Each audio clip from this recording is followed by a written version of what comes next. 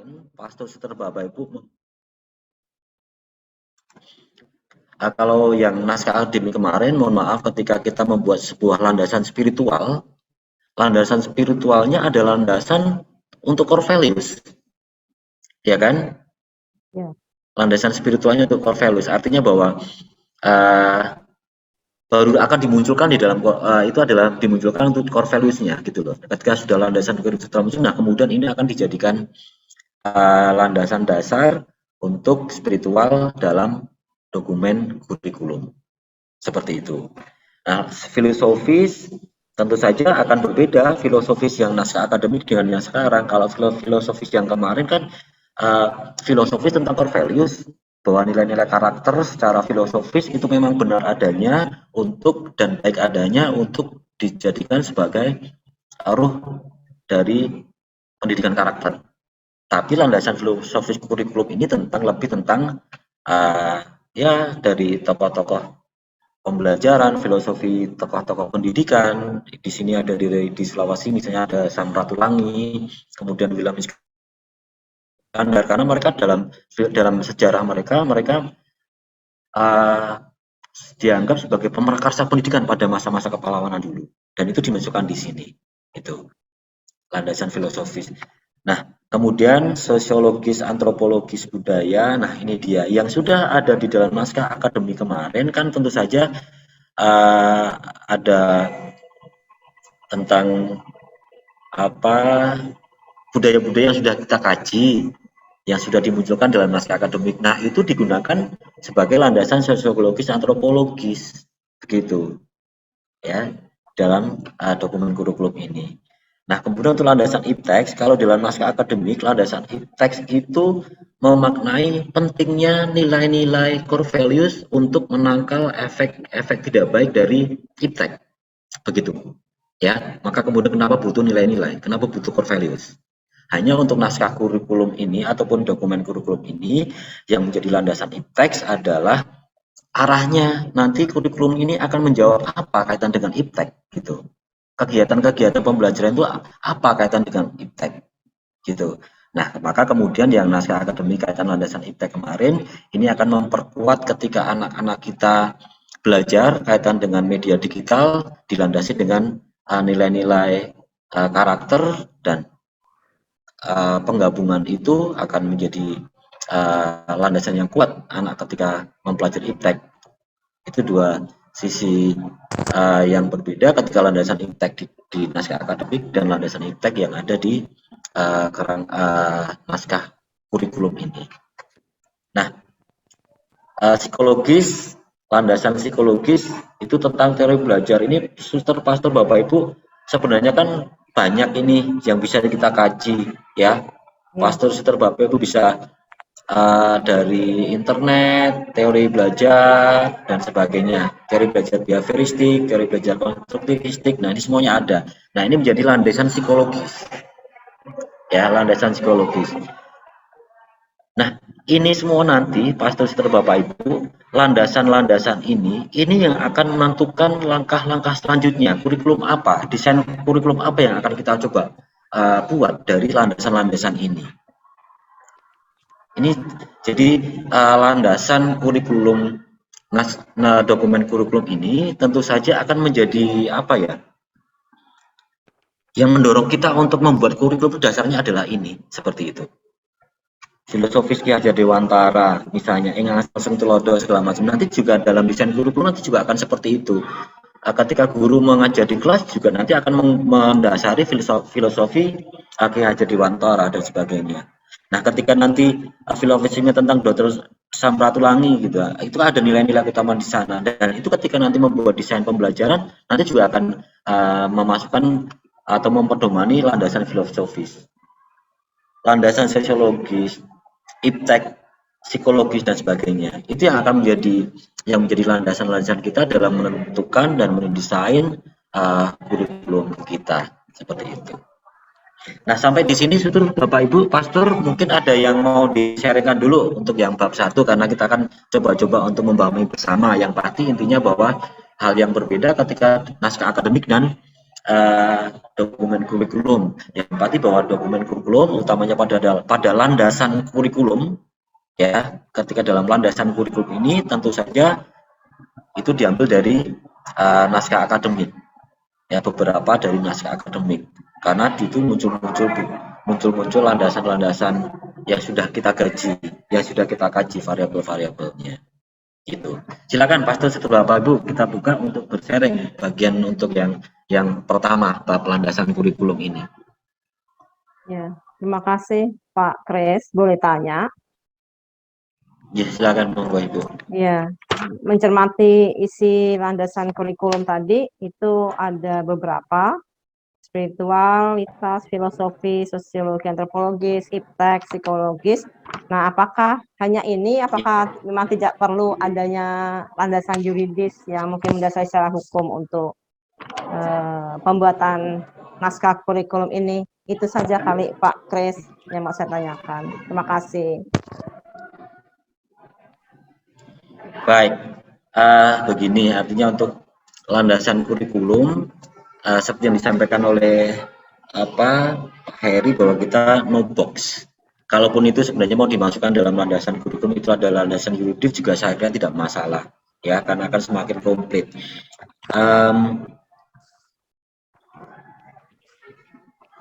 Ya, baik, makasih. Sebentar. Ya, Ibu. Sebentar, coba saya belum tercermin ya artinya. Artinya silakan Ibu. Kalau memang itu mau ditambahkan dengan landasan yuridis, saya kira itu menjadi pegangan juga, bukan menjadi pegangan kita. Saya kira tidak masalah. Nah, artinya ketika di sini ada 5, kemudian paling tidak kan kemarin disampaikan bahwa ada beberapa landasan yang harus disampaikan menurut teori siapa ya, kemarin saya sedikit lupa, yang artinya bahwa di sini harus ada spiritualitas, filosofi, sosio-antropologis, iptek, psikologis, nanti yang di dalam naskah Luber itu hanya ada kajian bahwa kenapa memang 5 ini yang menjadi persyaratan minimal untuk di latar belakang, ya, latar belakang ini kan motivasi, spirit, atau hal-hal yang mendorong yang kita pedomani ketika kita membuat kurikulum ini, ruhnya di sana.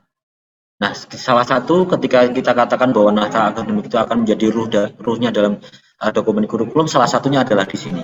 Satunya adalah di landasan kurikulum, ya, di landasan kurikulum. Nah, nanti secara spesifik nanti akan disampaikan di dalam tujuan pembelajaran ataupun tujuan pendidikan dan tujuan pembelajaran. Nanti acara spesifik akan disampaikan di situ. Nah, misalnya pun kalau misalnya Bu Indri atau Pastor Bapak Ibu ya, landasan kurikulum, misalnya bab 1 mau ditambahkan dengan latar belakang ataupun latar belakang membuat kurikulum tapas kemudian dengan landasan kurikulum, saya kira juga tidak masalah, ya, tidak ada format baku gitu. Yang pasti minimal itu landasan kurikulum.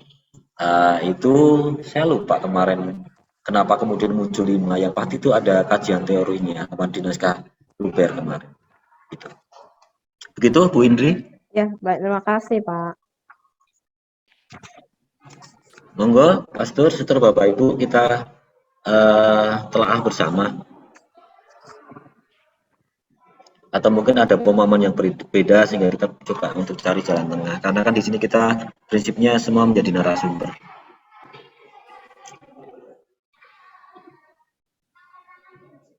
Mohon maaf Pastor Bapak Ibu, ini anak-anak sedang pergantian jam. Apakah bisa didengar dengan baik ya? Tidak masalah ya, tidak terganggu ya? Tidak apa-apa. Bu Indri nggak masalah ya? Masih Oke, terdengar baik. suara Bapak. Baik.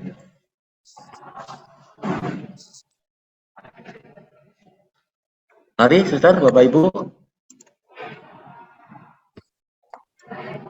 Ya. Atau cuman copy paste dari naskah akademik, saya kira tidak terlalu terkendala gitu ya. Mudah-mudahan seperti itu. Yang pasti bahwa pemahaman tentang pentingnya, utamanya, kenapa kegunaan harus ada landasan ini, itu yang butuh konsep yang memang benar-benar harus dipahami, Pastor Suster Bapak Ibu. Walaupun nanti kan misalnya untuk landasan spiritual itu kan sebenarnya kan copy paste lah ya dari naskah akademik, kemudian ditambahkan lagi, dinarasikan kembali. Tapi intinya bahwa uh, konsep kenapa kemudian nilai spiritual dan teknisnya bagaimana itu adalah proses yang sudah pengambilan dari proses yang kita sudah awali dalam naskah akademik yang kita sudah buat itu.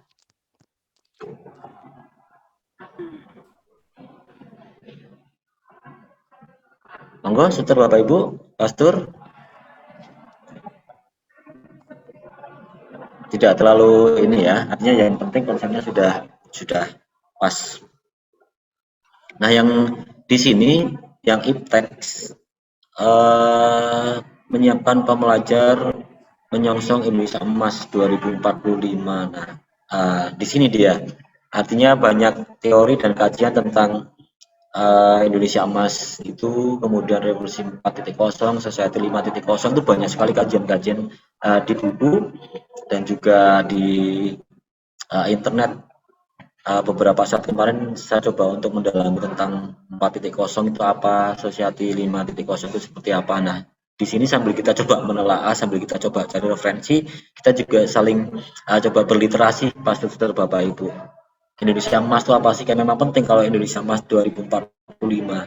Nah, nanti ketika anak-anak kita SMP ini di masa emas Indonesia Emas itu di usia yang 100 tahun di 2045, anak-anak yang SMP sekarang ini itu akan menjadi pelaku ya, pelaku pembangunan gitu kan. Maka kemudian kalau kita tidak siapkan mulai dari sekarang dengan desain kurikulum yang kita buat sekarang ini, maka anak-anak nanti tidak akan berdaya guna di Indonesia Emas nanti. Maka kalau kita sama-sama bergerak dalam sinodal itu menciptakan sebuah kurikulum, itu mempersiapkan anak-anak kita di SMP dan SMA ini yang akan menjadi pelaku nanti di masa Indonesia Emas.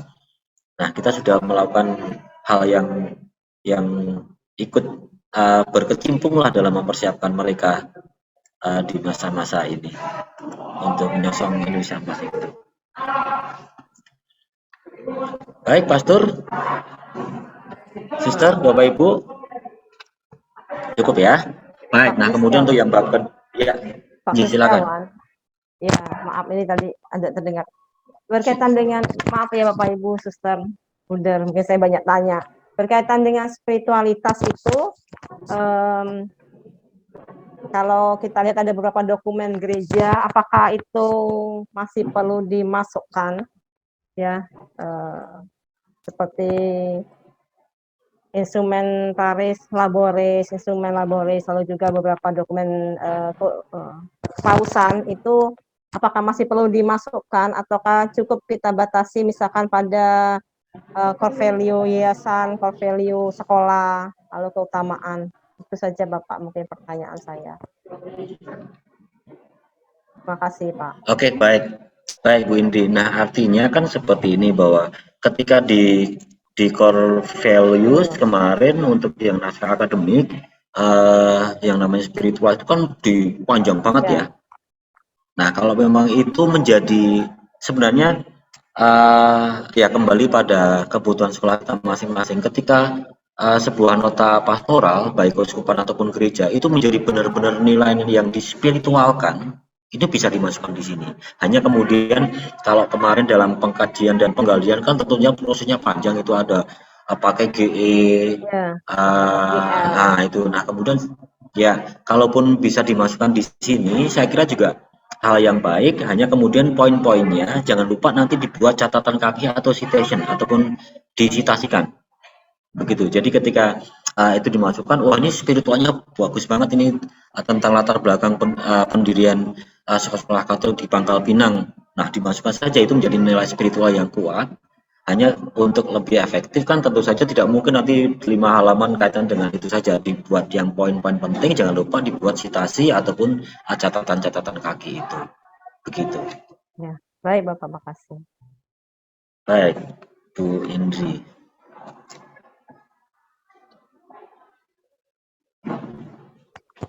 Nah kemarin untuk landasan filosofi, saya tuh pengen ada sebuah tokoh karena kami di Bangka Belitung mencari tokoh yang benar-benar mereka punya landasan ataupun akan kami coba untuk jadikan landasan filosofi dalam pendidikan kami. Hanya kemudian sepertinya kami tidak ketemu karena mulai dari Depati Amir, pahlawan Depati Amir, Depati Hamzah itu memang mereka bagaimana mereka memperjuangkan kemerdekaan ataupun melawan penjajahan Belanda itu. Kalau yang Samratulangi ini kan memang dia berjuang di dalam pendidikan, kemudian William Iskandar ini lebih lebih lagi. Jadi uh, mendirikan sekolah apa? Mendirikan sekolah guru di Sumatera Utara sana dan itu wah filosofinya amat sangat luar biasa itu. Itu sangat luar biasa ketika kita masukkan sebagai landasan kurikulum. Gitu. Dan kami tidak ketemu itu. Saya tidak tahu apakah Bu Indri bisa menemukan di Bangka Belitung kaitan dengan pahlawan pendidikan. Ketika saya cari tokoh pendidikan gitu ya, tokoh-tokoh pendidikan sekarang, mereka anggota dewan, anggota Ya, apa namanya benar. dewan pendidikan dan itu belum belum terlalu untuk dijadikan landasan filosofis. Kalau menurut hemat saya belum terlalu kuat. Ya, paling hanya sastrawan Hamidah itu kali ya, tapi saya juga belum detail menggarap tentang itu, Pak Kris. Hamidah Iya, itu kan dari Bangka artinya Belitung, ya, Hamidah penulis. penulis. Iya, iya. Ya, Nah, nah itu kalaupun bisa dikaji, dan itu ternyata kok dia pengaruh filosofinya di pendidikan kuat di Pangkal Pinang ataupun di Bangka Belitung. Nah, itu bisa dijadikan landasan. landasan filosofis ya. Silakan untuk ini yang pasti bahwa di landasan kurikulum ini tentang sosial antropologis, kemudian budaya, iptek yang sekiranya itu menjadi menjadi semangat awal lah yang mendorong, yang melatar belakangi, yang menjadi landasan kita dalam membangun sebuah kurikulum ini. Nah, tentu saja Bapak Ibu yang akan memasukkan ruh-ruh itu di dalam sekolah Pastus Bapak Ibu sekalian. Itu yang tahu tentu saja ya Pastus Bapak Ibu sekalian.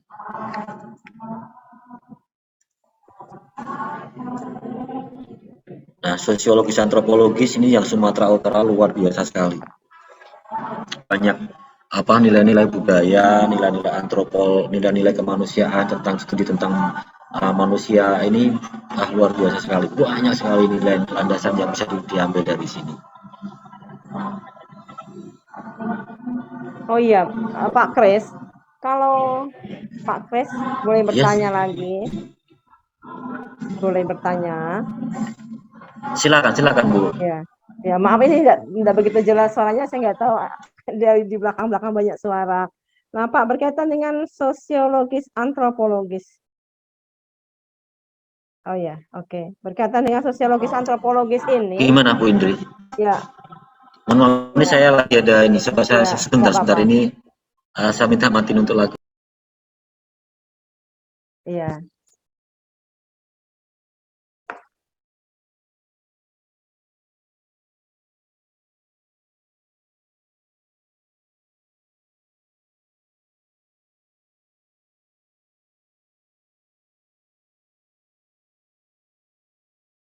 iya, Bapak.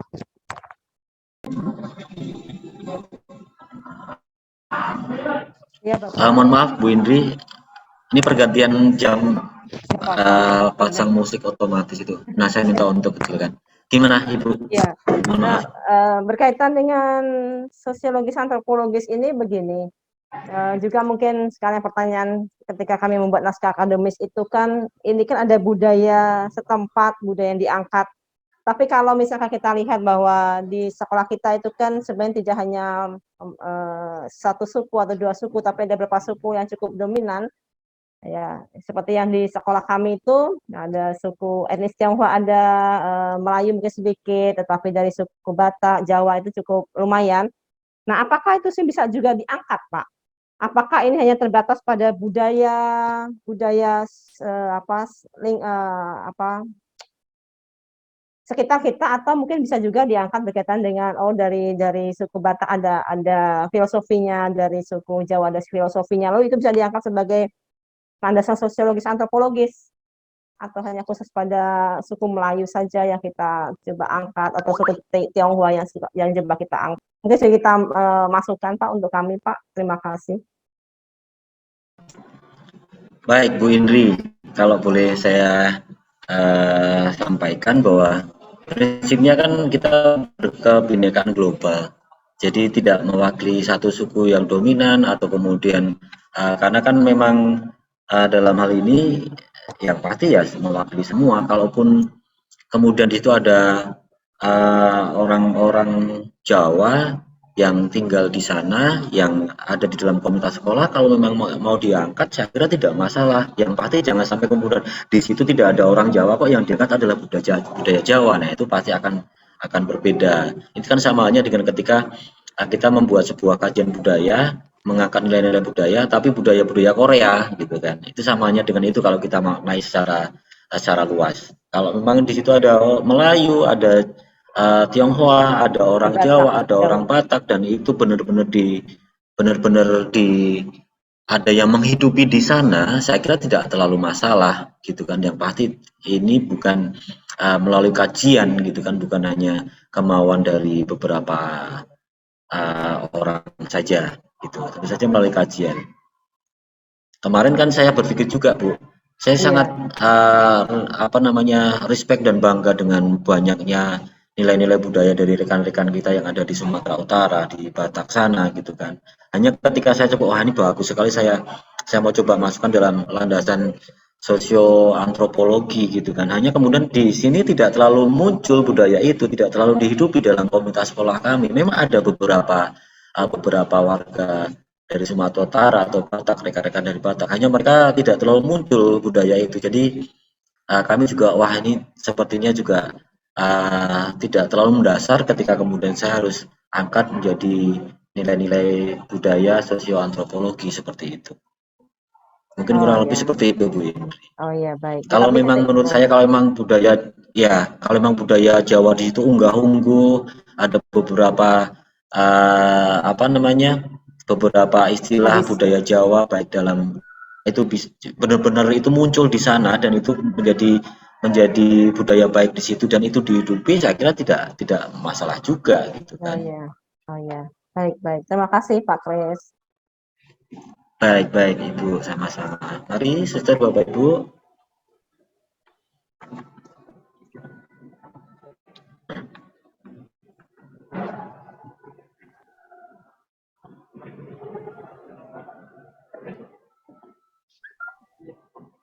Nah, ini kalau impact jelas ya, karena kan tinggal artinya kondisi secara global. Kalau boleh saya sampaikan, ini kan kondisi global. Kalau boleh berisi tentang impact ini secara global, dunia, Indonesia, mungkin kemudian mengkerucut ke kondisi yang kita punya, gitu kan, landas impact-nya apa, gitu kan. Misalnya kita sudah mulai mulai menggunakan LMS misalnya. Nah, kemudian ternyata itu efektif dan itu bisa juga dimasukkan dalam landasan iptek bahwa kami sudah mulai dengan ini dan itu sangat berdaya guna, memberikan manfaat yang baik untuk anak-anak, ya itu digunakan sebagai landasan iptek, tidak apa-apa, tidak masalah. Kita yang tahu kondisinya kita, Bapak Ibu dan Suster. Nah, juga teori belajar. Teori belajar masing-masing punya fanatisme tentang teori belajar tertentu. Tidak selalu harus kognitif, behavioristik, continuing neuroscience. Mungkin di sini bisa bisa kognitif, behavioristik, konstruktivis. Kemudian nanti mungkin ada belajar yang uh, belajar kognitif, behavioristik, konstruktif, neuroscience. Kemudian satu lagi itu ada beberapa tentang psikologi pendidikan. Lupa saya. Kemarin saya coba pelajari beberapa psikologi pendidikan yang nanti ini akan kami coba terapkan di dalam kurikulum kami. Nah, kurikulum sekali lagi bukan hanya sekedar catatan-catatan ya, tapi lebih pada kegiatan. Kegiatan yang akan dilakukan oleh siapa? Oleh guru-guru yang akan diberikan kepada anak-anak. Maka kemudian kita misalnya memilih teori belajar behavioristik. Kalau behavioristik kan artinya bahwa dalam pembelajaran guru-guru kita itu tuntutannya adalah ada perubahan perilaku itu. Maka kemudian kalau kita menggunakan teori belajar behavioristik, maka kemudian nanti di dalam tujuan pembelajaran, di dalam kegiatan pembelajaran yang harus dipedomani guru-guru bahwa hasilnya nanti adalah perubahan sikap, tingkah laku, perilaku dari anak-anak kita. Nah, kalau kemudian di situ konstruktivistik, nah artinya bahwa ketika metode pembelajaran, kegiatan pembelajaran, desainnya nanti seperti apa itu arahnya bahwa uh, akan mengkonstruk ataupun membangun pola pikir, pola pola sikap, nah itu akan terbentuk dari pengalaman-pengalaman yang ada itu. Jadi memang dalam hal ini bukan sekadar kita uh, landasan psikologis. Pendidikan yang saya mau pakai adalah teori pembelajaran konstruktif dan neuroscience. Ditulis di situ saja, di copy paste di situ saja. Kita tidak tahu maknanya seperti apa, karena walaupun hanya sekedar kita sumbernya banyak sekali dari internet, tapi lebih bahwa kita harus memahami bahwa inilah yang nanti akan kita buat. Inilah landasan filosofi pendidikan ini ya, landasan psikologi pendidikan ini yang akan kemudian dijadikan pedoman oleh guru-guru dalam kegiatan pembelajaran anak-anak kita. Gitu. Jadi sekali lagi landasan-landasan ini selain uh, hanya mengambil dari naskah akademik dan juga sumber-sumber dari internet kaitan dan kajian pustaka dan narasinya, tapi lebih bahwa ini harus memilih gitu kan. Karena sebelum kita lanjutkan pada bab-bab berikutnya, landasan ini harus kuat dulu, kita harus tentukan dulu arahnya mau kemana gitu. Maka tadi di awal saya katakan bahwa kita akan menentukan kegiatan. Nah, kegiatan itu tentu saja kita harus melemparkan imajinasi kita ke jauh ke depan sana gitu kan, bahwa kita tujuannya adalah ini. Nah, maka kemudian untuk menempuh tujuan itu, mencapai tujuan itu, nah landasan-landasan ini harus kuat. Oh, itu harus dicapai dengan dari psikologi pendidikan kognitif, behavioristik ataupun seperti apa. Nah, tentu saja suster Bapak Ibu ini tidak kemudian teori belajar kognitif berapa terus kemudian semuanya ditaruh di sini, tidak. Yang cocok dari Bapak Ibu dan suster serta pastor apa gitu kan. Maka yang tahu konsep, kerangka berpikir, kemudian bagaimana nanti kurikulum akan dikembangkan, konsepnya itu ada di masing-masing sekolah, sehingga ini tentu saja ditulis dan lain-lain, dan mungkin juga bisa dengan 2 psikologi pendidikan atau 3 atau mungkin malah banyak, karena tujuannya banyak yang mau dicapai sehingga membutuhkan landasan dasar tentang psikologi pendidikan dari beberapa teori seperti itu.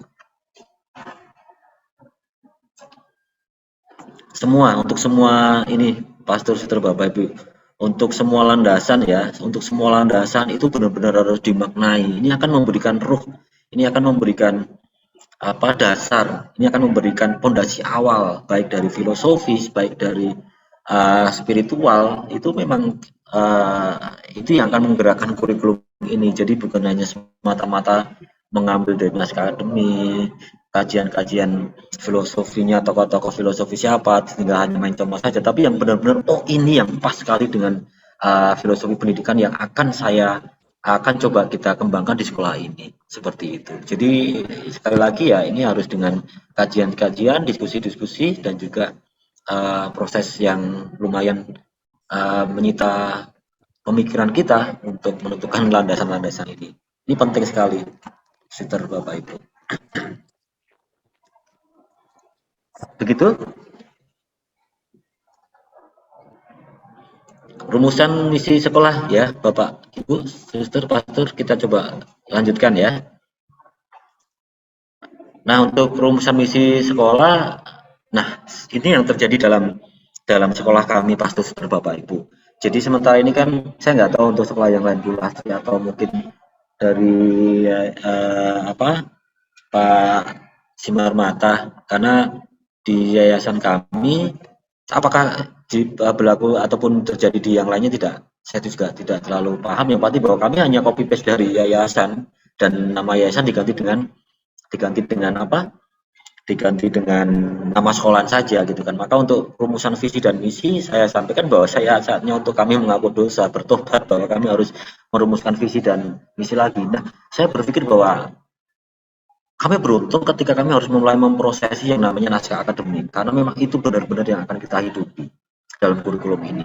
Sehingga rumusan visi misi itu benar-benar kami mulai dari awal, mulai kami prosesi dari awal, dan harapannya misi dan visi sekolah itu benar-benar proses yang kami kami kaji uh, yang mendalam sehingga nanti akan muncul di situ. Tapi kalau pas poster Bapak Ibu sudah ada rumusan tentang misi sekolah, visi misi sekolah, saya kira ini yang apa bisa diambil kaitan dengan rumusan visi dan misi. Tapi untuk sekolah kami akan coba menggali lagi, mumpung ini mulai dari, kalau kami katakan mulai dari hal yang baik, mulai dari nol, sehingga kami harus coba memproses lagi untuk mengeluarkan visi dan misi. Karena nanti rentetannya ketika visi misi nanti kan erat katanya dengan bagaimana kita membuat moto, kemudian bagaimana nanti kita membuat apa namanya tagline dan seterusnya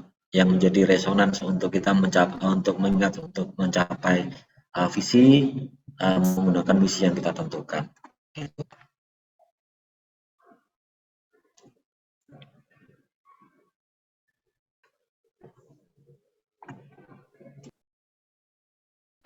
Iya, Pak Saya kira Kris, Bapak terima berdua, kasih. ya silakan Ibu. Baik, terima kasih Pak Oh, Kris Suster ya. atas Oh iya. pemaparannya. Kami dari tim kami sebenarnya situasi kami saat ini lagi agak sulit ya, jadwalnya lumayan padat ya. Kami sekarang masih mencoba mencuri-curi waktu setelah kemarin FGD 2 itu. Sampai saat ini kami belum bertemu ya, merampungkan ide seperti apa. Memang untuk menyusun ini butuh selain refleksi juga pasti butuh buku-buku pendukung ya, yang tentu akan menjadi landasan-landasan dalam penyusunan kurikulum ini. Memang saat ini yang kami sedang usahakan adalah buku-buku yang menunjang ini, walaupun sebenarnya sebagian ada di internet, tapi itu juga membantu. Tapi kami memang saat ini lagi minim buku, ya masih kurang. Termasuk di landasan landasan filosofi tentang tokoh-tokoh pendidikan yang di daerah kami. Kalau yang di Sumatera itu ada William Iskandar. Kami kemarin coba juga di sini siapa ya yang bisa kita angkat menjadi tokoh pendidikan. Hingga saat ini juga kami belum menemukan. Tapi memang saya ini sedang mencoba berjuang, walaupun sebenarnya kalau kita katakan desain yang sudah draft yang sudah diberikan ini memang sangat menolong untuk sebagai arah penyusunan, walaupun sebagian nanti ada beberapa yang ditambah, seperti kami nanti di bagian yang filosofi itu kami coba angkat juga R.A. Kartini sebagai tokoh pendidikan. Tapi mohon maaf, memang waktunya sangat mepet ya, sangat padat sekali. Tapi kami tetap berjuang dalam setiap keterbatasan yang kami hadapi. Sebenarnya sekarang ini saya sudah dipanggil mau ke bank, tapi saya usahakan saya ikut ini dulu lah, siapa tahu dengan kita bertemu ada sedikit pencerahan. Jadi saya ini belum ada yang bisa kami share, karena ini pun baru saya mulai menulis hanya baru masuk pada filosofi tentang Ki Hajar Dewantara. Lalu tadi saya mencoba-coba membaca tentang landasan iptek, tapi belum bisa di-share karena masih potongan-potongan serpihan kaca yang belum bisa disatukan, Pak. Masih dalam tahap menggodok. Jadi memang ini saya rasa bagus ya, karena nanti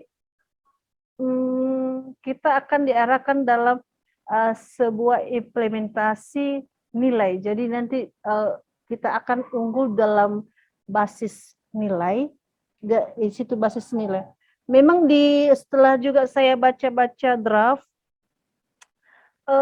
di situ nanti kan kita akan menentukan model kurikulum.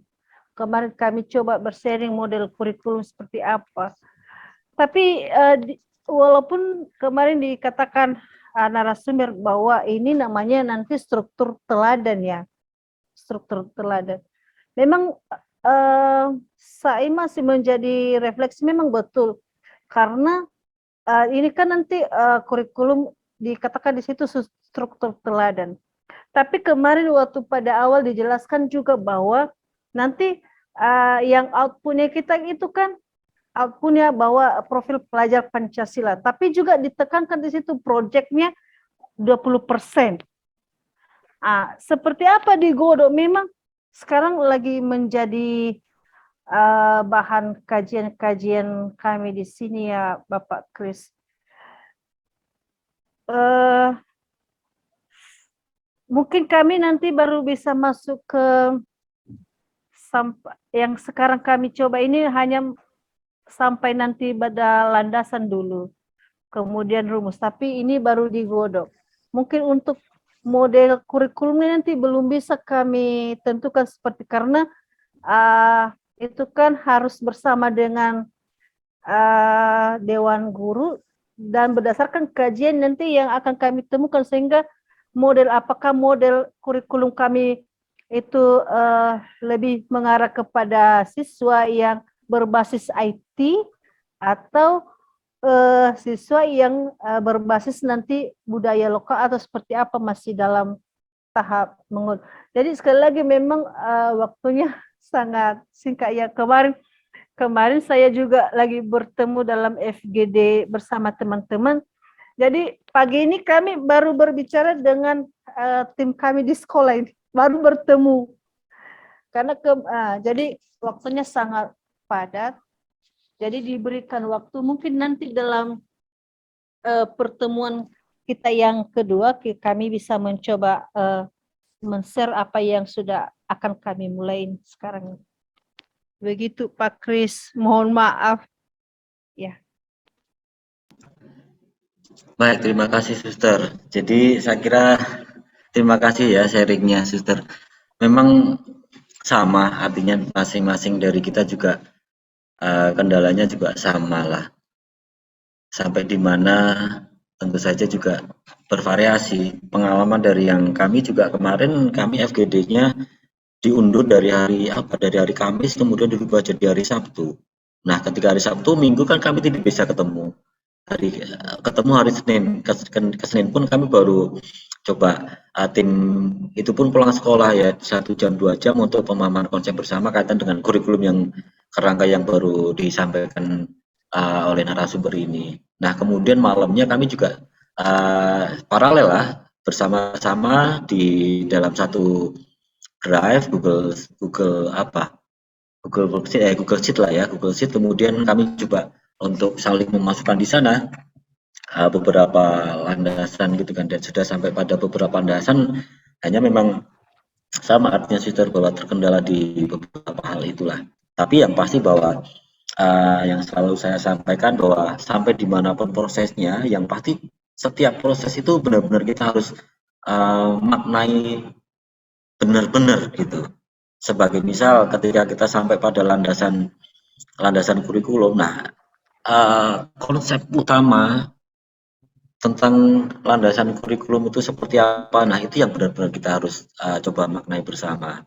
Seperti yang saya sampaikan tadi, ketika spiritual kan itu kan tinggal copy paste atau mengambil dari naskah akademik, filosofis, tinggal kita pilih, hanya dalam konsep bagaimana kita memindahkan dari sumber yang lainnya ke dalam dokumen kurikulum ini benar-benar melalui sebuah proses kajian, sehingga ternyata saya menggunakan landasan filosofis dari Ki Hajar Dewantara. Ini nanti akan coba dihidupi dalam kegiatan kurikulum, dalam mendesain kurikulum. Proses itu yang benar-benar harus ditegaskan di sini Pastor Bapak Ibu.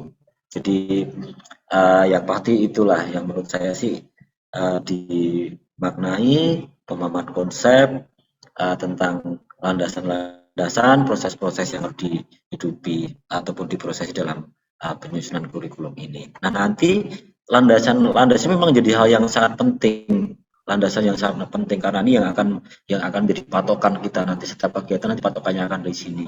Sebentar, coba akan saya share kembali yang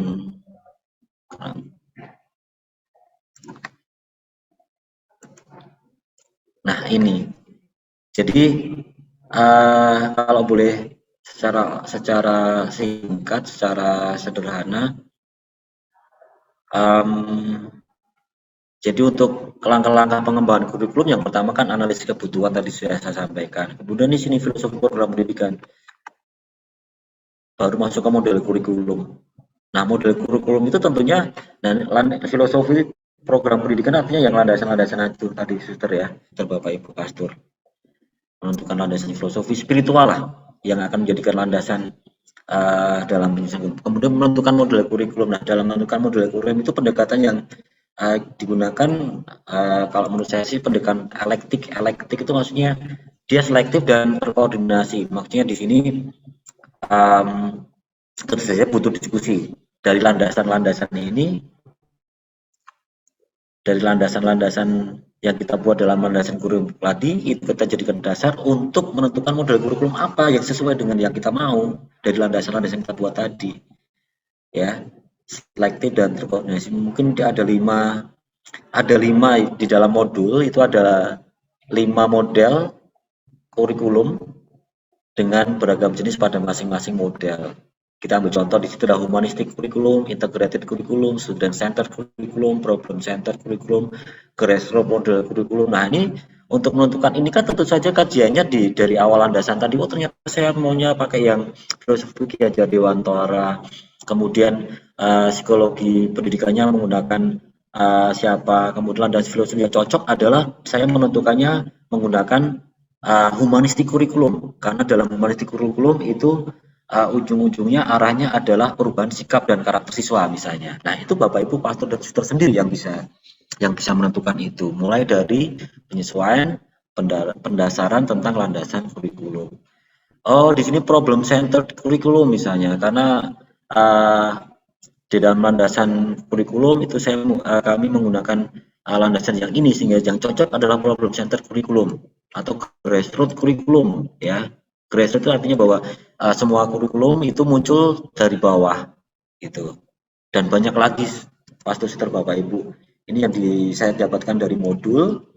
Kemudian untuk model kurikulum ketika suster Bapak Ibu mengetikkan di kata kunci di Google model kurikulum itu banyak sekali dan silakan mana yang cocok dengan kurikulum yang Bapak Ibu semua akan ciptakan dan kembangkan di sekolah suster Bapak Ibu. Dan ini tentu saja melalui studi ataupun pemahaman tentang beberapa kurikulum ya, memang prosesnya panjang sekali. Itu tapi yang disayangkan dikatakan di awal tadi, kita harus anti mainstream. Ketika orang lain mengatakan A menggunakan A, kita bisa berani untuk menggunakan C atau D atau Z malah, yang pasti tidak menyalahi aturan dan tujuannya adalah untuk kebaikan pendidikan, mempersiapkan anak-anak kita semua. Banyak, kalau boleh saya katakan, there are many ways to Rome, banyak jalan menuju rumah gitu kan. Tapi intinya sesuai dengan garis-garis besar yang sudah kita tetapkan, tidak menyalahi aturan, maka ada persyaratan minimal. Jangan lupa nanti di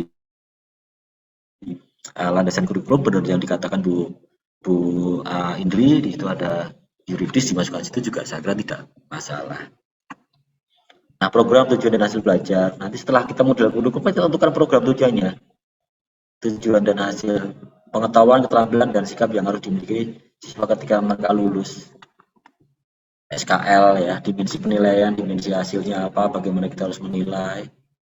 Kegiatannya, tujuannya apa, hasilnya nanti akan diukur seperti apa. Kemudian baru kita organisasi kurikulumnya. Ini kita coba akan desain organisasi kurikulumnya. Program pengajar baru nanti masuk ke dalam program pengajaran. Baru di sini masuk ke desain ya, desain pembelajaran mau seperti apa. Nah, tentu saja yang program pengajaran, pembelajaran dan strategi assessment itu kan tentu saja mengacu pada yang sudah kita tetapkan di landasan. Oh, kami mau menekankan ini, maka itu akan sangat menentukan nanti.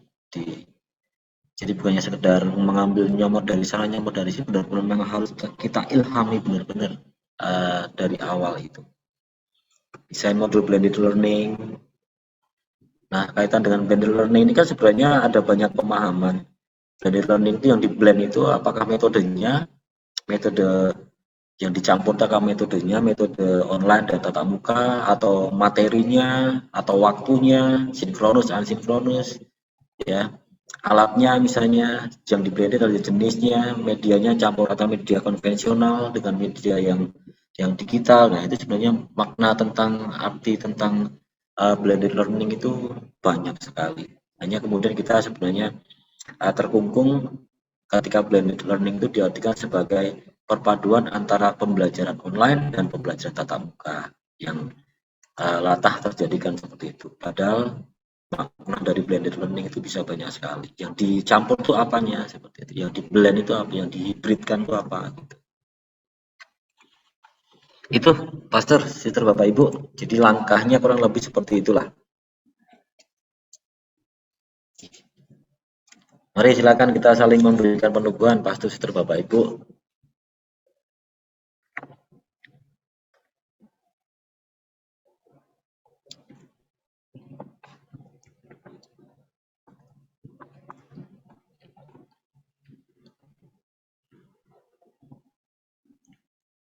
Pastor, Sister, Bapak Ibu, semangat. Semangat ya. Mari silakan. Kita tunjukkan semangat kita dengan bersharing. Ya, Pak Kristiawan, Pak, berkaitan dengan Pak Kris, Pak izin. Monggo silakan Ibu.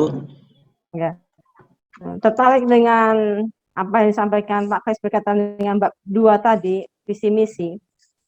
Ya sama sebenarnya kami juga demikian, karena bagaimanapun kalau menurut pandangan kita itu kalau yayasan punya visi misi, ya terutama di visi mungkin sekolah-sekolah di bawahnya kan juga harus mengikuti. Nah, ketika kita akan merevisi visi misi, ya saya hanya berpikir begini, mungkin kalau visi rencana, karena ini kan juga harus, saya nggak tahu apakah ini harus selesai. Kalau harus selesai dalam waktu 1-2 minggu ini kan otomatis kalau saya melihatnya begini, saya mungkin tidak akan merevisi visi, tetapi paling tidak mungkin saya hanya menambahkan di misi, Pak. Karena kalau merevisi visi kan nanti takutnya malah nyimpang begitu. Karena biasanya kalau kita berpijak di mana kita punya atasan, otomatis kan harus mengikuti visi atasan, ya visi atasan. Sehingga saya pikir ya visi yayasan kita tetap pakai. Hanya mungkin dalam misi, karena memang nanti ini kaitannya juga dengan kurikulum unggul yang berbasis pada budaya, nanti ada penambahan misi, ataupun kalau nanti kami melihat bahwa ada sesuatu yang mungkin perlu direvisi, ya di misi kami merevisi, Pak. Saya rencananya mau begitu, karena kalau kami harus merevisi visi itu kira-kira pas atau tidak ya. Tapi monggo untuk bisa menjadi bahan kajian juga kita di sini. Itu kalau berkaitan dengan misi, visi misi. Hanya lihat dari bab 2 ini, tampaknya di situ hanya tulisan rumusan misi, visinya nggak ada. Saya nggak tahu kenapa kalau tidak itu visi misi sekalian begitu ya. Kalau lihat dari catatan Pak Hendy atau Pak Heri ini. Itu yang pertama, Pak. Lalu berkaitan dengan model kurikulum, memang benar seperti yang mungkin Suster juga tadi sampaikan. Wah, ini kerja keras ini. Jadi bukan hanya berdarah-darah, mungkin sudah hancur lebur tuh. Lantak lah kalau saya mengatakan demikian. Karena terus terang kita dikejar juga dengan akhir tahun, program-program sekolah dikejar juga dengan ini juga. Kayaknya dipepet-pepet begitu. Saya juga merasa, belum lagi pekerjaan-pekerjaan yang lainnya harus juga mungkin menyita perhatian, tapi benar, bagaimanapun kita harus tetap punya energi. Ya, jadi kadang-kadang Mestakung itu tetap berperan ya. Semesta mendukung. Kalau kita memang terpaksa harus dipepet, ya oke, kita akan berjuang supaya tidak kejepit tetapi bisa keluar dari situasi itu. Nah, berkaitan dengan model kurikulum, memang saya tadi coba baca-baca dari 5 model yang ditampilkan.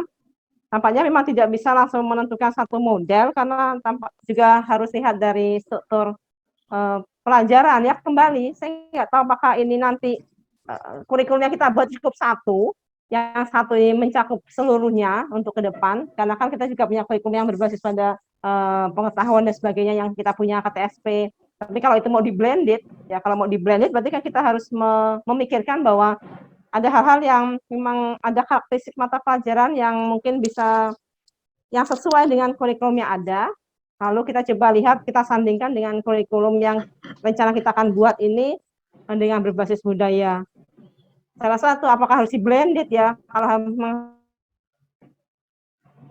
tidak mungkin ya, tidak hanya satu yang kita bisa ambil. Itu menurut pendapat saya, Pak Kres. Kalau salah mohon dikoreksi. Terima kasih. Baik, terima kasih Bu Indi. Tidak ada yang salah kok ya. Kita bergerak bersama. Artinya ini sebuah masukan yang luar biasa. Kaitan dengan visi misi memang seperti yang kalau menurut hemat saya sih visi misi kan selalu bisa berubah dan menyesuaikan dengan relevansi dari kondisi yang sedang berkembang sekarang ini. Kalau kemudian kita berpikir bahwa visi dan misi itu masih relevan, saya kira juga tidak usah dirubah, tidak apa-apa. Kemudian tentu saja ketika pun harus ada langkah-langkah untuk menyesuaikan visi dan misi, tentu saja berkoordinasi dengan yang berkepentingan, apakah kemudian melibatkan semuanya, tentu saja izin dari yayasan, gitu kan. Bagaimana kita kemudian menyampaikan itu bahwa visi misi itu tidak relevan lagi. Nah, kalau yang menurut pengalaman kami, ketika saya melihat di visi sekolah kami, kemudian ditarik relasi ataupun interkoneksinya dari keutamaan-keutamaan dan core value itu nyambung, hanya kemudian tidak terlalu mengkerucut maknanya gitu kan, tidak terlalu mengakomodir visi gitu kan, maka kemudian tentu saja tidak mengubah visi tapi lebih bahwa mengembangkan supaya visi yang lama yang belum tercapai itu masih bisa dimasukkan, kemudian pencapaian dan visi-visi yang baru itu juga bisa dimasukkan gitu kan, artinya tidak mengubah tapi lebih pada merasionalisasikan lah supaya visi dan misi itu lebih realistis lah dengan kondisi yang sekarang, seperti itu. Nah, kaitan dengan blended learning, kalau menurut saya, kalaupun kita mengartikan bahwa itu sebagai yang di blend itu adalah metode pembelajarannya, kalau sharing pengalaman di sekolah kami kan menggunakan LMS Bu Indri ya. Jadi kurikulum Pak, minta maaf, kurikulum. Maksudnya kurikulumnya yang di blended ya? Kurikulum, iya. Apakah kurikulum yang kita punya di kurikulum KTSP itu bisa di blended dengan kurikulum yang model budaya ini? Karena kan kalau kaitannya dengan pengetahuan, paling tidak ada 1-2 model kurikulum yang masih kita bisa pakai. Tidak hanya satu saja mungkin kita bisa tentukan begitu. Karena tergantung juga dengan karakteristik mata pelajaran. Menurut saya begitu, Bapak. Iya, begitu. Baik, artinya yang sebenarnya kan kalau yang coba saya pahami ketika kita menentukan model kurikulum itu nanti akan menentukan kegiatan pembelajaran. Jadi ketika kita menentukan nanti begini, coba di modul ataupun ketika kita coba browse di internet, ketika kita ketik sebuah model kurikulum itu sudah banyak rentetan kaitannya. Ketika model kurikulum pendekatannya apa, kemudian kegiatan pembelajarannya apa. Nanti kan kita tentukan di model kurikulum dulu. Ketika sudah model kurikulum, nanti ada beberapa langkah-langkah arahan-arahan dan garis-garis ketika kita menentukan menggunakan model kurikulum yang apa tadi, misalnya kita menggunakan yang humanistik kurikulum misalnya, nanti ada garis-garisnya bahwa nanti dicapai pembelajarannya harus menggunakan apa. Nah, kaitan dengan apa project-project itu kan project based learning, project based teaching itu kan lebih pada kegiatan pembelajaran nanti ya. Jadi di bagian di dalam dari kurikulum yang kita. Nah, kaitan dengan KTSP saya kira yang bisa kita blendkan nanti kan kaitan dengan KD-KD dan pencapaian nanti yang akan kita coba gunakan di sana. Tentu saja kita tidak akan semata-mata kemudian KD yang di KTSP atau yang K13 itu kemudian kita hingga hilangkan, tidak, karena kan kita arahnya sama. Ketika kita menentukan tentang sebuah pembelajaran, tentu saja ada aturan-aturannya, karena kan di landasan itu juga ada tentang kurikulum Sisdiknas, tentang undang-undang Sisdiknas, sebenarnya acuannya ke sana. Jadi kita tidak akan tinggalkan itu. Hanya memang ada beberapa yang kita coba garis bawahi kaitan dengan bagaimana kita mengembangkan kurikulum ini, ya. KD sikap itu yang akan coba nanti kita coba kembangkan sana. Kaitan dengan pemahaman ini memang kita masih sedikit abu-abu sih bagaimana nanti KD sikap itu, ya, karena kan kembali bahwa kita terjebak dalam apa, bahwa kita terbiasa dengan kita butuh format, kita butuh ini. Nah, ketika format itu ternyata tidak cocok dengan yang kita, bingung kita.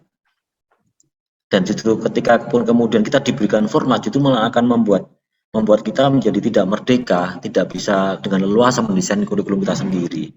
Dan harapannya kerangka yang dibuat oleh narasumber yang sudah kita terima dalam dokumen kurikulum itu hanya garis-garis besar saja, gitu kan. Hanya kemudian silakan struktur Bapak Ibu kembangkan sendiri. Jangan sampai kemudian nanti ketika wah semuanya dimasukkan di situ, landasan filosofi itu dimasukkan ke situ semua, gitu kan. Saya kira tidak seperti itu juga. Kita prosesi kalau menurut saya, Bu Indri, sampai pada nanti bab berapa ya, bab 5, bab 6 nanti sudah mulai masuk ke bagian apa namanya itu, struktur teladan ya, struktur mata pelajaran yang kemudian kita sebut sebagai struktur teladan. Tapi pelan-pelan nanti kita akan di situ. Bapak, berkaitan dengan kurikulum ini kan artinya begini, ya kembali lagi pada yang tempo hari. Ini kan ada kurikulum, kita punya kurikulum toh sekolah. Lalu kita akan membawahi kurikulum yang ini ya, yang kedua ini. Apakah nanti kita akan punya dua kurikulum atau kita nanti satukan begitu? Kalau kita satukan, otomatis kan beberapa hal yang ada di kurikulum yang kita selama ini kita dapatkan dari dinas, maksudnya kita koordinasikan dengan dinas itu kan ada yang berbeda. Nah, apakah nanti mau dijadikan satu antara kurikulum yang kita setor ke dinas dengan kurikulum yang dari POP, lalu kita nanti akan setor ke dinas seperti itu, atau bagaimana? Apa kita harus membuat dua ya untuk ke depan, Pak Kris? Karena nanti kan dengan sampai pada desain pembelajaran dan sebagainya kan kita juga harus atur begitu dengan kurikulum yang kita siapkan ini.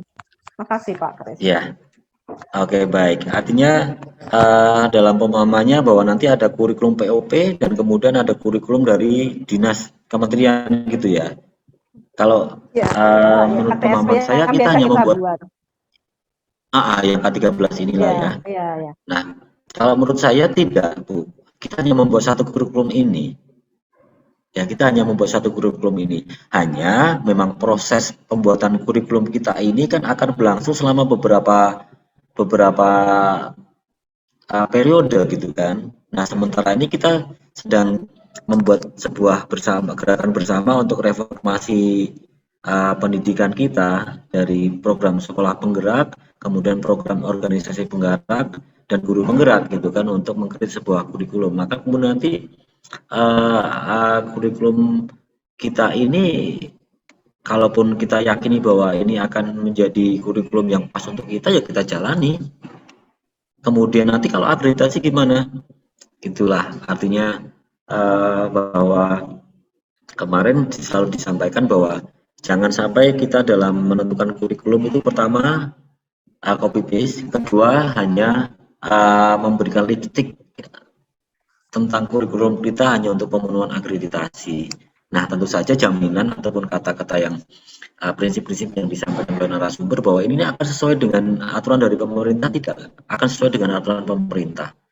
Karena kalau saya perhatikan kerangka kurikulum yang dibuat oleh Badan Akreditasi Nasional dengan desain kurikulum kerangka kurikulum yang disampaikan oleh Pak Heri selaku narasumber itu sama arahnya, akan seperti itu.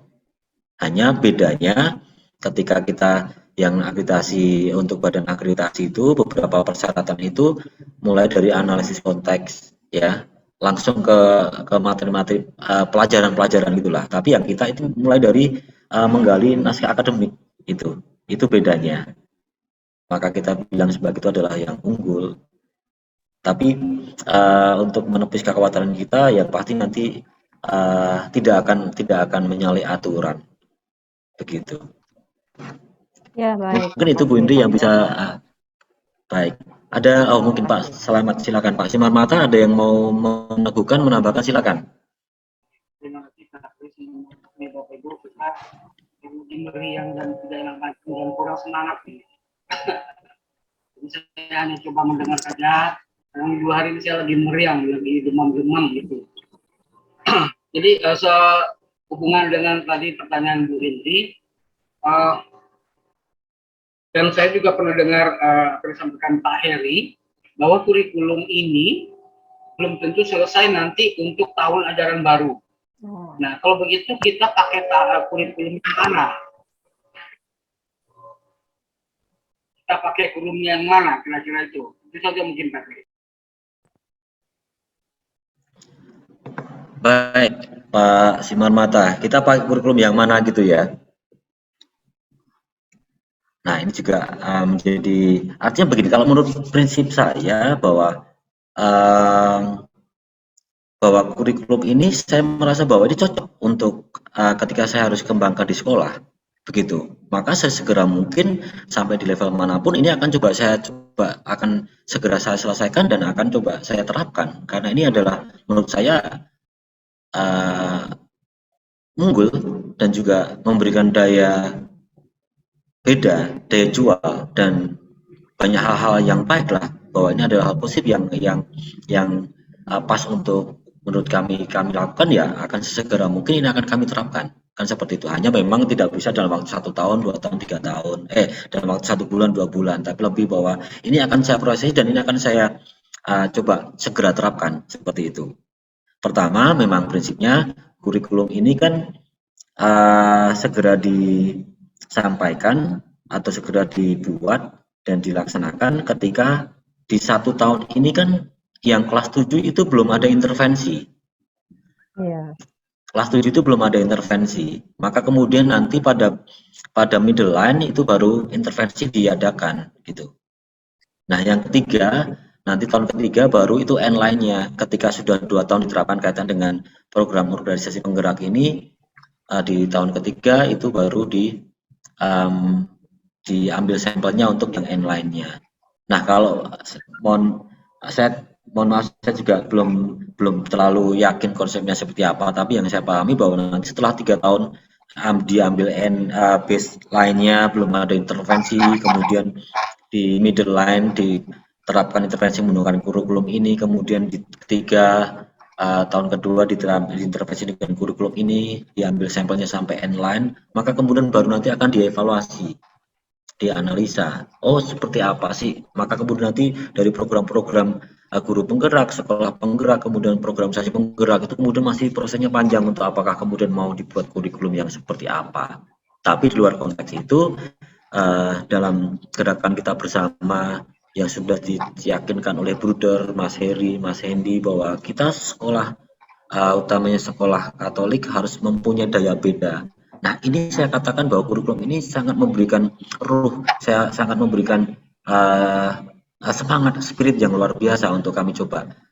Kalau boleh katakan, bagaimana kita membuat sekolah kami ataupun nanti secara umum sekolah Katolik untuk bergerak bersama untuk menghidupi sekolah kita masing-masing dengan kajian-kajian proses yang sudah kita jalani itu. Maka kalau secara pribadi sih semampu mungkin dan sesegera mungkin akan kami coba upayakan, create dan kemudian kami coba akan aplikasikan seperti itu. Di luar konteks program-program dari pemerintah untuk kurikulum POP, kemudian sekolah penggerak seperti apa gitu, Pak. Selamat Bapak Ibu dan saudara sekalian. Kalau menurut saya penilaian saya seperti itu. Terima kasih. Ada lagi mungkin yang perlu saya sampaikan. Silakan Pak. Ya. Di sisi lain kita diminta untuk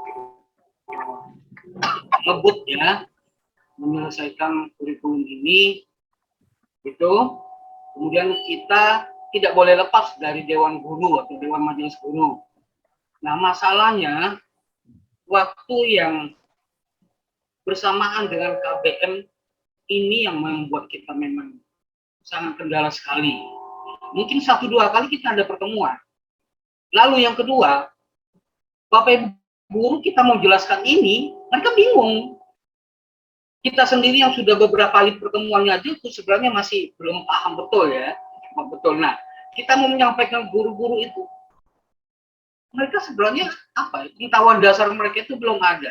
Saya memang ada pernah 1-2 kali saya buat paparkan kembali materi yang sampai oleh narasumber. Hanya saja pikiran mereka untuk mengarah ke sana itu belum bisa gitu. Itu kendalanya mungkin Pak Kris. Bagaimana solusinya? Mungkin dikasih trik atau bagaimana supaya guru-guru kita juga mengerti. Karena kalau kita bagi tugas begini-begini, ini untuk apa Pak? Tugas bagaimana Pak? Nah, itu situ satu kendalanya. Terima kasih Pak Kris. Baik, terima kasih Pak Simarmata. Jadi mungkin nanti pastor Bapak Ibu bisa bersharing lah ya kaitan dengan ini. Jadi artinya memang ini bukan kerja kita sendiri, ini kerja tim, baik tim dari sekolah, tim POP dan secara umum semuanya tim grup-grup atau kelompok-kelompok yang ada di organisasi penggerak Ismaya ini. Kalau saya mengawalinya dulu bagaimana kemudian saya memaparkan mereka, mendasarkan mereka kaitan dengan konsep-konsep ini, Pak. Jadi memang langkah awal kita coba meyakinkan bahwa kita akan coba membuat sebuah reformasi pendidikan gitu kan. Nah, prosesnya memang agak alot sih, Pak. Tapi bagaimana kita menyampaikan pada guru lah bahwa inilah yang esensial untuk akan segera kita lakukan gitu. Nah kemarin kalau tidak salah saya sudah mungkin apakah membantu atau tidak itu Pak Simarmata sudah saya sharekan beberapa PPT untuk memberikan animasi lah kepada guru-guru di sekolah Pak Simarmata ataupun di grup kami lah ya, atau mungkin di grup ini ketika coaching atau ketika apa itu sudah saya coba sharekan kaitan dengan materi PPT itu. Yang pasti kita tidak kerja sendiri Pak. Nah bagaimana kita melibatkan, saya kira Pak siapa yang di Tanjung Pinang Katolik, Pak Kris. Nah Pak Kris itu mungkin bisa banyak dilibatkan kaitan dengan bagaimana memberikan animasi kepada guru-guru semua di komunitas sekolah gitu. Terus saja ketika saya bergerak dalam ini, saya tidak bisa langsung karena saya harus berdiri dua sisi kan, ketika saya harus menjadi fasilitator dan saya harus turun ke bawah untuk bersama-sama dengan teman-teman di sekolah gitu kan. Maka di sini saya coba kerja tim. Kalau hanya saya sendiri tentu saja tidak bisa, maka peran tim inilah Pak yang ini. Kalau menurut saya sih Pak Kris ini sudah dimaksimalkan Pak ya untuk kaitan dengan program ini, karena ketika beberapa kali kalau saya perhatikan Pak Simarmata tidak berhalangan atau karena terlambat karena suatu hal gitu kan, mungkin Pak Kris bisa membackup lah untuk kaitan dengan itu. Dan kalau saya perhatikan si Pak Kris luar biasa untuk ini. Nah kita mungkin kerja tim Pak untuk meyakinkan pada teman-teman semua, karena seperti yang selalu Bruder sampaikan bahwa remah-remah roti, remah-remah pengetahuan itu berserakan di mana-mana, mungkin di tempat Pak Simarmata, mungkin di tempatnya Pak Kris, mungkin di ibu bapak ibu yang lainnya. Nah itu mungkin juga bisa digabungkan jadi satu supaya menjadi pemahaman yang sama, seperti itu Pak Simarmata. Mungkin suster bapak ibu yang lainnya ada pengalaman yang berbeda begitu. Karena ini sepertinya kita lebih ke landasan ya, ke dasarnya dulu, kembali ke dulu untuk bagaimana kita meyakinkan kepada guru-guru dan rekan-rekan semua bahwa ini loh yang benar gitu.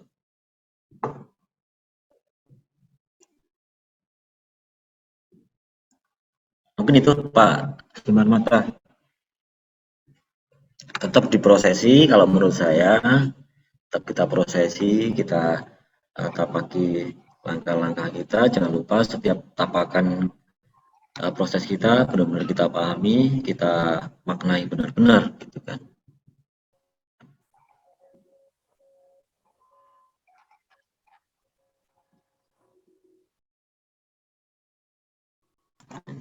Baik, Pak Struktur Bapak Ibu.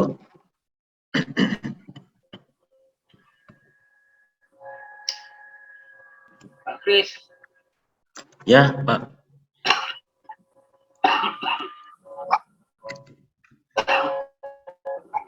maaf saya batuk nih. Pak Kris, saya coba share materi saya, naskah kurikulum yang saya comot langsung dari naskah akademiknya ya.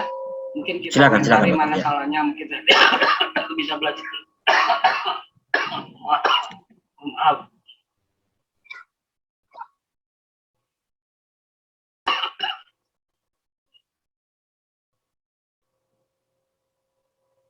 Kok nggak bisa ya?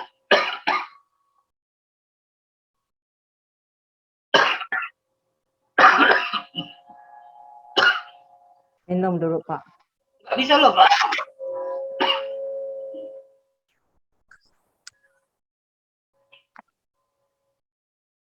Tinggal apa ya? Host disable participation, screen sharing. Mohon panitia untuk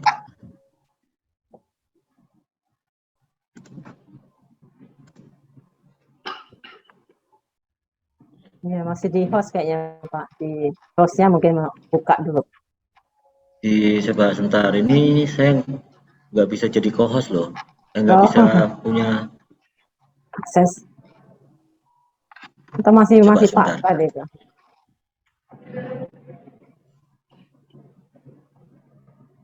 Pak Simarmata.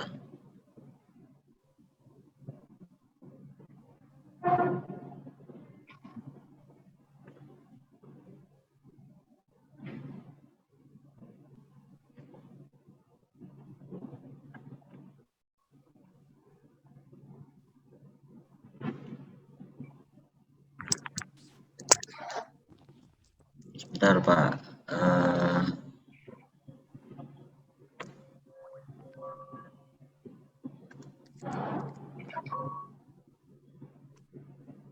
Coba, Pak. Selamat. Masih belum, Pak? Belum bisa ya? Belum bisa. Ini harus yang memberi warna hostnya ini. Kan share. Oh, sebentar. Ya, biasanya hostnya dulu, Pak. Coba silakan, Pak. Selamat.